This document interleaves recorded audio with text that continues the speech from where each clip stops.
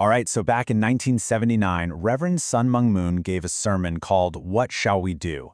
And in it, he basically diagnosed the entire modern world with a terminal illness, and then he offered up a really radical spiritual cure. So today we're going to dive into the core ideas of this pretty provocative message, starting with how it sees the world.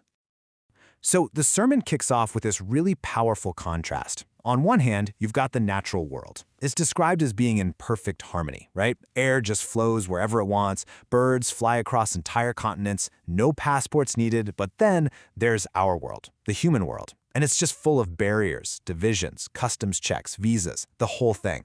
So the sermon right away asks a really simple question. Why is there such a huge difference? Okay, so starting with that big global picture, the sermon then zooms right in on America as its main case study. Now you have to remember, this is 1979. America looks like it's at the absolute peak of its power. But the sermon argues that just beneath that shiny surface, the nation was actually suffering from this deep internal sickness, something it calls an incurable disease. And to back this up, the sermon lays out what it calls a law of history. The idea is simple. Whenever a society gets morally corrupt, it's heading for a fast downfall. It then draws a direct line between the US in the 70s and the ancient Roman Empire right before it collapsed. The argument is that it's never really the enemies on the outside that get you, it's always the moral decay on the inside. That's the real threat. So what did this sickness actually look like? Well, according to the sermon, the symptoms were just everywhere. You had promiscuous youth with no discipline, families and even the nation as a whole being too permissive, and a society totally focused on sensual pleasure. But here's the key point. All of this illicit love was seen as literally draining the nation's energy, its motivation, creating what the sermon calls a desert in the area of love. And this all leads to the core diagnosis, what the sermon calls the love disease. See, the argument here is that the real problem isn't something like poverty. You can fix that with hard work. It's not a lack of power either. No, it's the misuse of love itself. And that is framed as a terminal illness for any civilization, a kind of sickness that, historically, has no cure.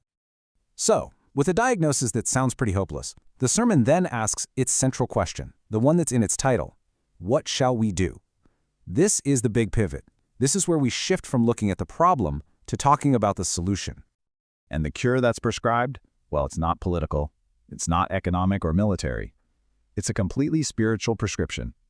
And it's all centered on one concept: true love. Okay, so what does this true love actually look like in practice? Well, it's all about shifting away from love as this kind of chaotic, personal feeling and moving towards a more structured, principled approach. The sermon calls for a universal discipline of love. Think of it like a clear standard that's supposed to bring order back to all that corruption and decay. Now, this quote really gets to the theology behind the whole thing. The sermon claims that God's ultimate mission isn't just about saving people, individual souls. It's about saving the very concept of love itself. The core idea is that if you can just restore love to its original pure form, then all of humanity's other problems will basically solve themselves. But how do you deliver a cure like that? Well, the sermon argues that it takes a special kind of messenger. It requires a messianic figure who claims a totally unique authority, and it's an authority specifically in the world of love. And this is where Reverend Moon makes his claim. Very directly, he says he has a power that no other leader, political or social, has. Young people actually want his permission to love. And in the context of this sermon, that's presented as the most important power there is. So what's the evidence for this unique authority? Well, the sermon lays out 3 specific points. First, breaking down racial and cultural barriers within his own movement between East and West and among different races. Second, establishing that strict discipline of love inside his church. And third, personally matching thousands of couples who, the sermon says, trusted his judgment more than their own when it came to choosing a spouse. Okay, so we've got the problem, the cure, and the messenger all laid out. The sermon then turns to the mission. What's the goal now? It's for the followers to take this new discipline of love and spread it everywhere. And to actually do this, it requires a huge shift in how you think. The sermon draws a really sharp line between 2 mindsets. On one side, you have the way of hell, which is all about a selfish desire to receive love. But on the other side, you have the way of heaven, and that's all about the effort, the labor, the sweat of actively giving love to others. This selfless approach is basically the engine that drives the whole mission. So for the followers, the focus completely changes.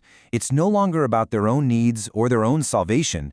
Their main question becomes a practical one. How do we effectively share this love and make it grow in the world? And the sermon suggests that the very act of giving creates this self-reinforcing cycle. The more you give, the more you want to keep on giving. And all of this leaves us with a final, really challenging question that kind of sums up the entire sermon. Is love just a personal feeling, right? Something private and subjective that we all just figure out for ourselves? Or is it something way bigger, a fundamental cosmic force that actually needs a universal standard and a shared discipline to work the way it's supposed to? It's a question that completely reframes the debate, and it's definitely one to think about.